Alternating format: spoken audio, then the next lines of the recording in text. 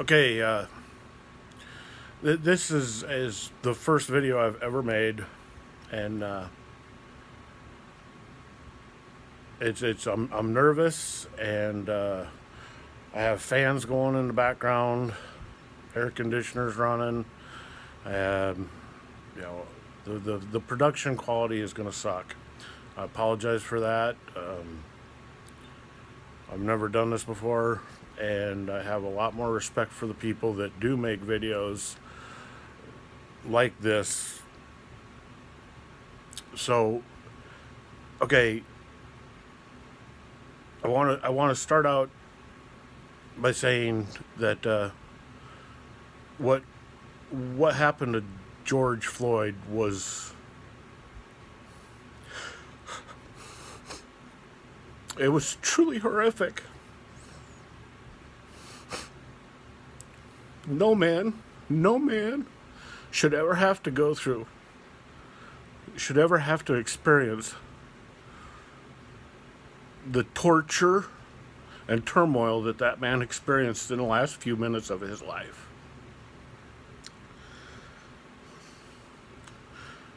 My condolences go out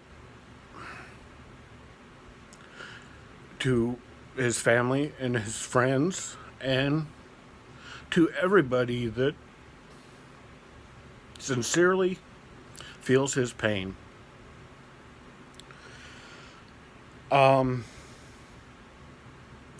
Sadly, even more sadly, this isn't the first time something like this has happened, and it's not going to be the last time something like this happens. And the country needs to really try to focus on what to do next to try to make sure that something like this never happens again. I'm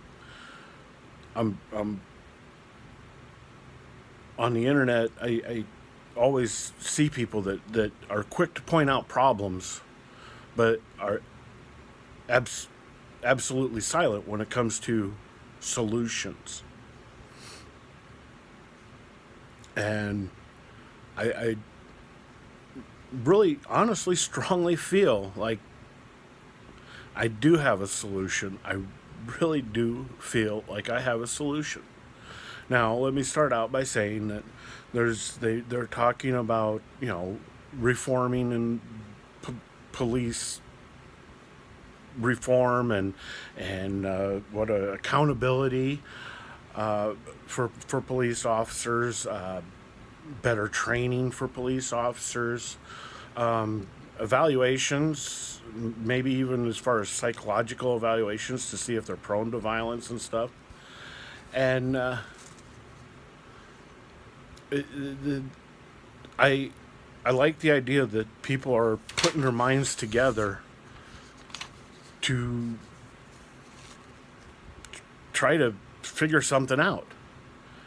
But with all of these, I guess I'm kind of reminded of the X-Men where the mother looks at her child and says, "Well, have you ever tried not being a mutant?"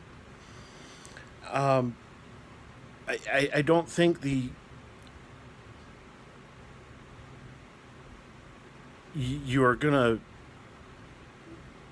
change somebody by training them differently. If they have a belief, and in this case racism, if they subscribe to that belief, no amount of training in the world is going to change their mind. And the problem is it stems from something that's happened before this point in time. So my solution is this: we need to quit preaching evolution in our school systems. And I'm going to say it again so you know exactly what I said. We need to quit preaching evolution in our school systems. Now, I don't want you to go off, because I'm not gonna try to force some religious dogma on you. That's not the point at all. It's called the theory of evolution, and hopefully I get some questions that you might have answered through the course of this video. But it's called the theory of evolution, and I wrote it down. I've got some notes here because I've tried this actually a couple times, and so a scientific theory, is a well-substantiated explanation of some aspect of the natural world based on a body of facts that have been repeatedly confirmed through observation and experiment. Nothing, and I'll get to that in a second, but nothing in evolution has ever been observed. We cannot go back and observe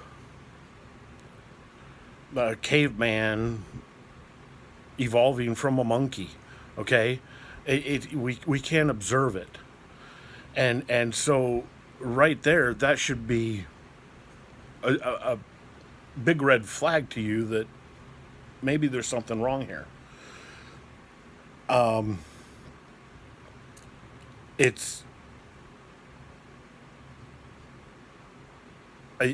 know a lot of people think, well, it's science. There is just as much or more scientific evidence out there to support intelligent design as there is to support evolution. And throughout this video, I'm going to encourage you, research it. And you may think it's the same thing. I feel it's a little different, but there is just as much or more scientific evidence to discredit evolution than there is to discredit some intelligent design. And again, I encourage you, do the research. I watch on the History Channel, I watch a show called Ancient Aliens, and I don't really necessarily subscribe to that belief, but even those people poke holes in the dogma of evolution. So my standpoint on this issue is that evolution is just as much a religion as any of the other faiths that you would consider to be religions. Okay, so again, I'm not trying to push any religious convictions. But my point is that evolution is a religion, and as such, it shouldn't be taught in our schools. We need to dismiss this theory altogether. Now, you say, well, what does that have to do with anything? Okay. So, the first and foremost thing is that evolution, as a religion, is the only one that promotes racism. I'm not going to sit here and claim I'm a big religious scholar, but I cannot think of a single religion that promotes racism outside of evolution. And you need to take some time and put some serious thought into that. And kind of to back up my claim here, in the 1940s, when Hitler, during World War II, he slaughtered, and I've read different reports, between 6 to 11 million Jews. He killed 6 to 11 million Jews. Why did he do that? Because he thought the Aryan race was more evolved than those people.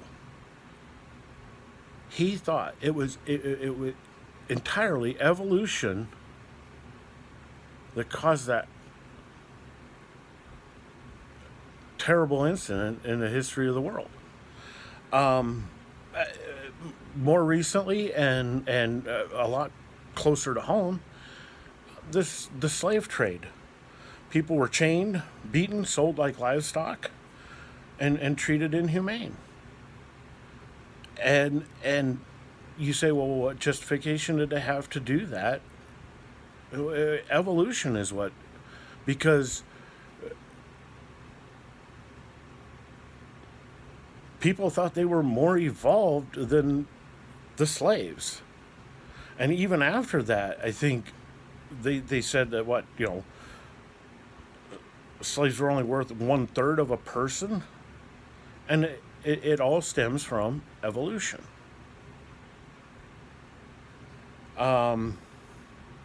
Again, I want to point out, do the research. Look at the information. I'm not, I want a change. I seriously want to see an improvement in our societal structure, and I think that starts with eliminating evolution from the curriculum of our school systems. When we preach to people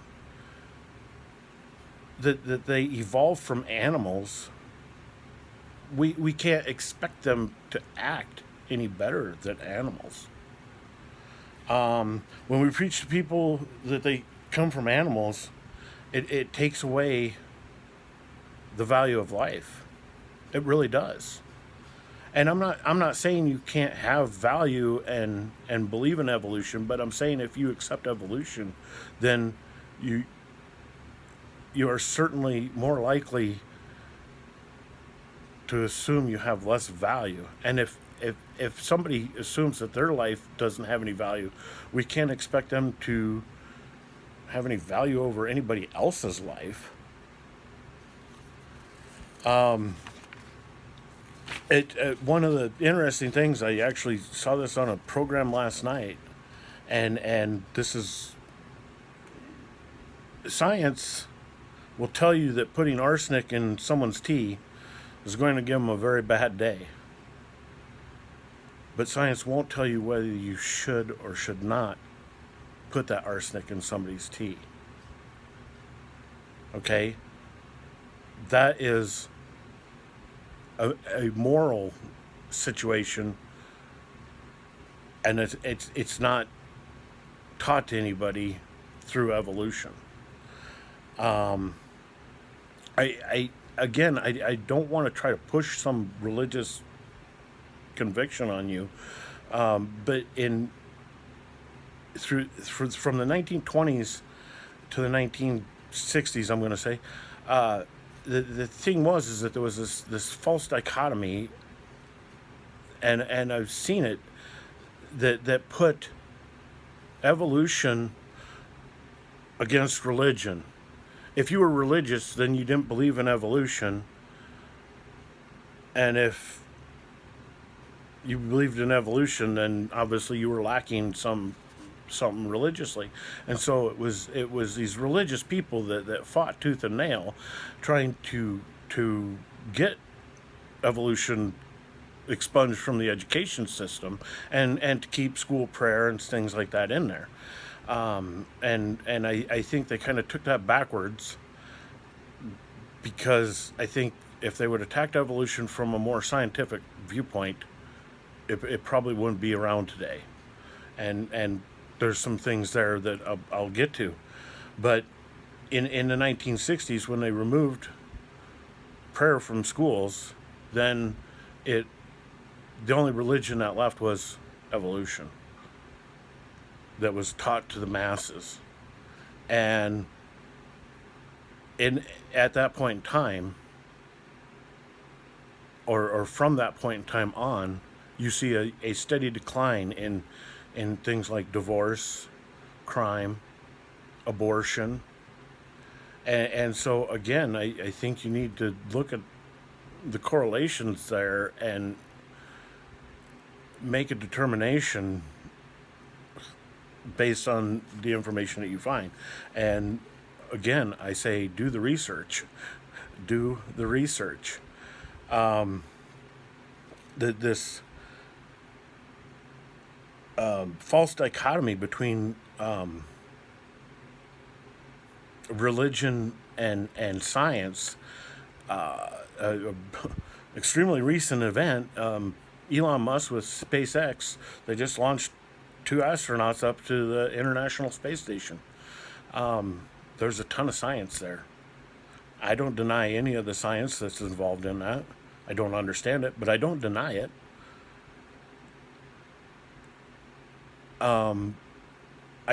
Nobody in the world can deny the science that's involved with that because it happened. It's there. But I will tell you that the evolution had nothing to do with the launching of that rocket. And I will tell you also that religion had nothing to do with the launching of that rocket. So, again, I guess I want to stress that point. If you're not going to allow any religion in schools, that's fine. But evolution is religion, and again, should not be allowed in schools. The other point I wanted to make about that was that there are a lot of religious scholars out there that believe in evolution. And on the same, or on the other side of that coin, there's more and more scientists every day that are extraordinarily brilliant, and they don't believe in evolution. And even just trying to prepare for this video, I've come across some things that really surprised me. People that absolutely don't buy into any religious dogma whatsoever, and yet they're saying the theory of evolution is a bunch of hogwash. It's okay. So basically, from the 1920s, evolution's been taught in our school systems, and people have always accepted it, and because it was science, even though the science behind it was extremely lacking,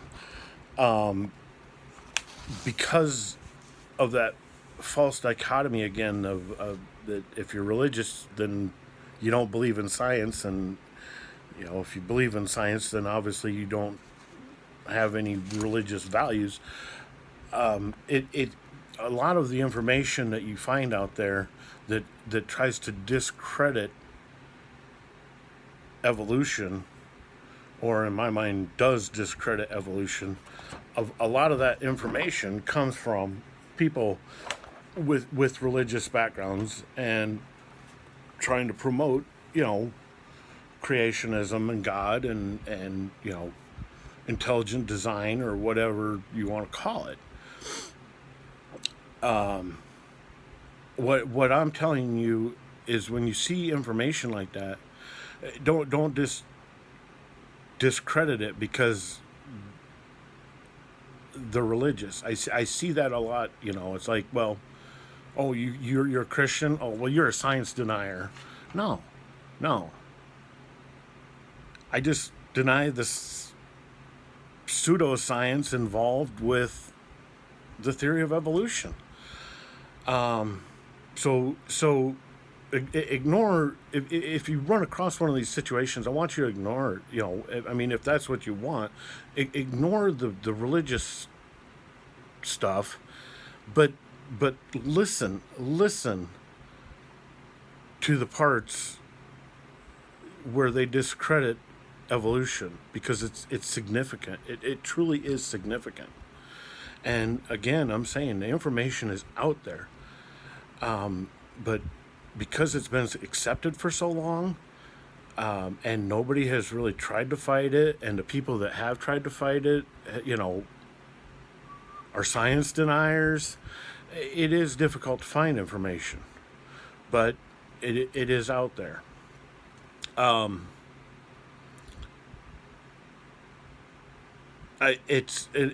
want to say this, this obviously is my viewpoint on this.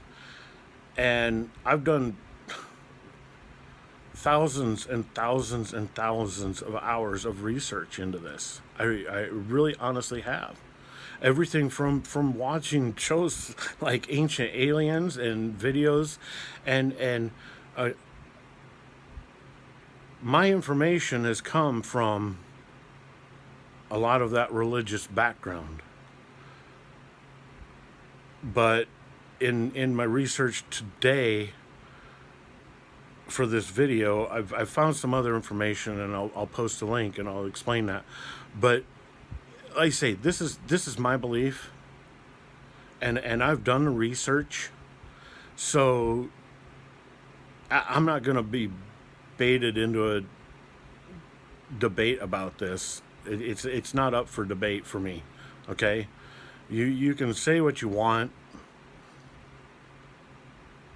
If you are trying to negate anything that I've said in this video or whatever, and you want to post some snarky comment, if you have the ability to post some snarky comment about this information, then you have the ability to get on Google and again search the information and figure it out for yourself. That being said, and hopefully, like I say, I've got a few videos. There's it's okay. The first one I guess I want to tell you is this Dr. David Berlinski. And he's one of these now, and this has only happened in the last, I'm going to say, couple decades, but there's been so much developments in science in those last couple of decades with genetics and different things there. This David Berlinski, he's wrote a book, I believe, called The Deniable Darwin, and it really interested me, and I was really excited that I found that, because he does not have a religious point of view for any of that. It's strictly science that he uses to discredit the theory of evolution. So I'll post a link to a video I saw, and I guess if you're truly curious, pick up the book and read the book. There was I can't remember, and again I'll post a link. It's the ICR.org. The Institute for Creation Research, I believe. I don't remember that for sure. Again, they're trying to push this religious thing, but in a couple of documents that I read, they really don't use a lot of religious, theory or anything in what they're trying to say. It's all again science based, and I'll post a couple links there. If you truly are interested in it from particularly a religious standpoint, the one that I strongly recommend is this Dr. Tackett. He made a movie called Is Genesis History? And again, there's a lot of strong religious conviction in the video, but I believe there's just as much or more good science in those videos as well. And so any one of them I encourage people to look at. But again, do the research and make up your mind yourself. But if, as far as I'm concerned, this is something that's been outdated and most particularly shouldn't be allowed to be taught to the young impressionable minds in our school system. So thank you for watching the video through. God bless you.